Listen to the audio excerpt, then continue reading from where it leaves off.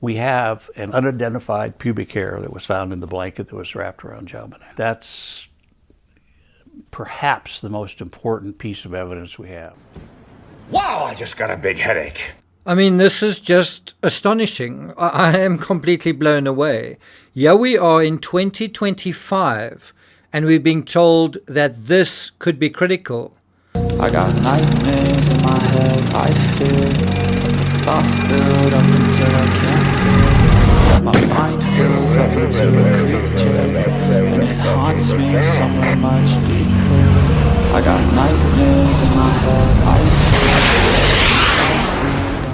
Hello, and welcome to True Crime Rocket Science, the most authentic voice in true crime. According to Steve Thomas, and again quoted by Lawrence Schiller in Perfect Murder, Perfect Town in 2000, this was the situation.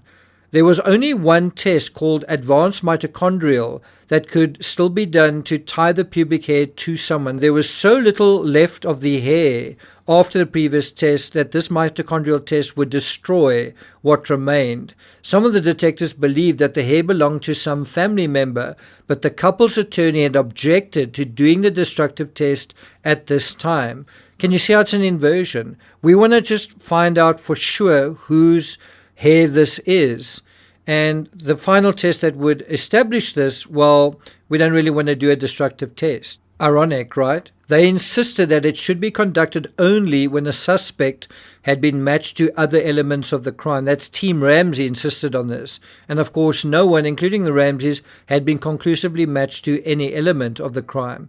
So what you have is Team Ramsey objecting to the testing of what John Ramsey is now describing as perhaps the most critical item of evidence. Do you see why it's important to have an educated reporter speak to people in this case? In January 2002, legendary sleuth Lou Smit also described this as potentially the strongest piece of evidence.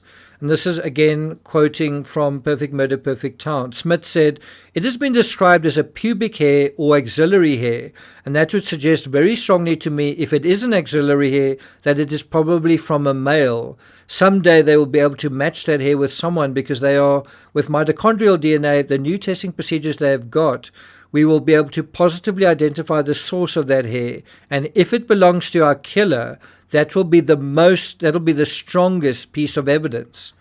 Well, was he right? Was this legendary detective from Colorado right about the hair? In 2005, Detective James Kolar gained access to the Ramsey file, and 7 years later, Kolar published Foreign Faction. In his book, and this is someone who had first-hand access to the evidence file, Kolar described the results of testing the hair as follows. Well, it was not from a male contributor, but female. It was not a pubic hair, and it likely belonged to Patsy Ramsey. And this is quoting from Foreign Faction. One particular sample of hair collected from the blanket that had been wrapped around JONBENET's body had initially given the appearance of being a pubic hair. Investigators thought this might belong to a male perpetrator. The FBI was later able to identify this as an auxiliary hair, in other words, either an underarm, a back, or a chest hair, and determined it did not come from the pubic region of the body. Mitochondrial DNA tests were run on this hair, and the FBI technicians determined that the hair shaft did not belong to an unidentified stranger. Patsy Ramsey could not be excluded as the source of the hair, and it was noted that it could have come from either her or someone else in her maternal lineage. So I guess also potentially one of Patsy's sisters, although what is the chance, what is the possibility of one of Patsy's sisters' hairs ending up in the dryer, which is where the blanket came from as well. Now, so much for Lou Smit's vaunted theory of a single piece of evidence that could break the case in his favor. And also so much for John Ramsey holding up a piece of evidence yet again that supposedly proves an intruder did it, only for it to suggest, like so much in this case, well, didn't it seem more likely that it came from inside the home and was more likely connected to the Ramseys? If you think about it, the Ramsey housekeeper felt that blanket came from the dryer because I believe she'd left it there, she'd put it there. And so isn't it obvious that that's how Patsy's hair ended up on the blanket? Because it's completely absurd is the alternative. the notion that some male pedophile stripped naked, I mean, how else is a pubic hair going to come into this equation unless you are not wearing all your clothing, right? Sufficient for pubic hair to transfer onto the blanket, but not onto JonBenet. And now think about this. The pedophile naked, remember, ends up engaging in some sort of activity using a paint stick. Now, so why does he need to get naked then? And if you take it even further, he's written the ransom note, he's put it on the stairs, he's now down in the basement, but now he's completely naked.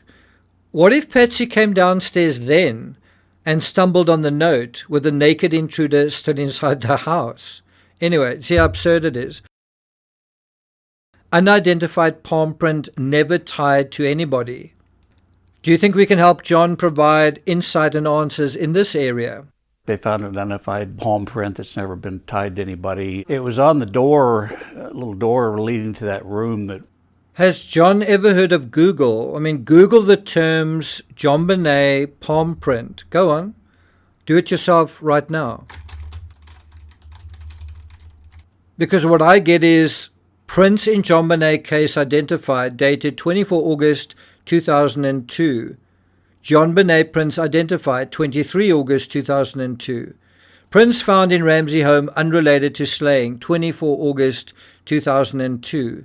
The palm print on the wine cellar door was matched to Melinda Ramsey, and as you can see from the reporting, this has been known for decades, for more than 22 years. And so once again we have mysterious, unknown evidence that ends up not being very mysterious after all.